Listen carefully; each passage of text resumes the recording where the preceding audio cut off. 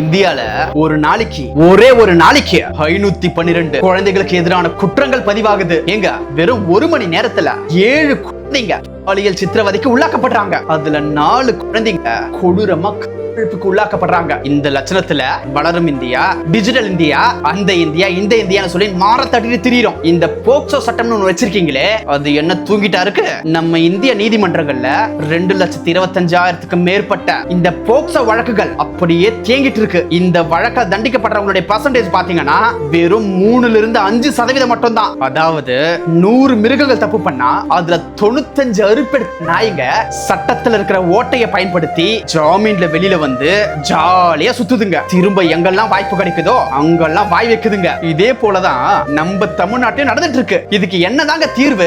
நம்ம தமிழ்நாட்டுல எவ்வளவு சிறுமிகளுக்கு எதிரான குற்றங்கள் நடந்துட்டு இருக்கு. மற்ற நாடுகள் எல்லாம் தப்பு பண்ண பயப்படுறான். ஏன்னா அவங்க சட்டங்கள் அவ்வளவு கடுமையா இருக்கு. ஆனா இந்தியால தப்பு பண்ணா கோர்ட் விசாரணைக்கு 4-5 வருஷம் ஆகுது. அதுக்கப்புறம் நீங்க ஜெயில போட்டாலும் கொஞ்ச நாள்ல அழகா பையில வந்துடுறானுங்க. இப்ப எப்படி தாங்க தப்பு குறையும்? நான் தெரியாம தான் கேக்குறேன். ஒரு வாரம் விட்டுருங்க.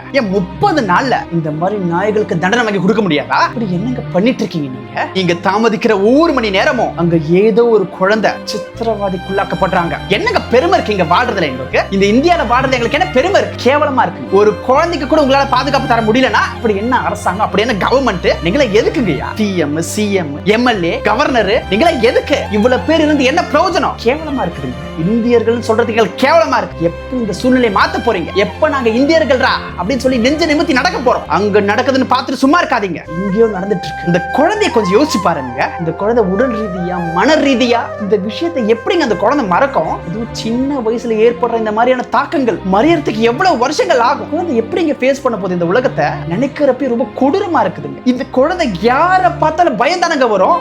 நடந்துட்டு இருக்கு. என்னங்க பண்ணிட்டு இருக்கு? அப்ப உங்க குடும்பத்துல உங்க குழந்தைகள் நடந்தா மட்டும்தான் நீங்க ஸ்ட்ரிக்ட் ஆக்ஷன் எடுப்பீங்களா?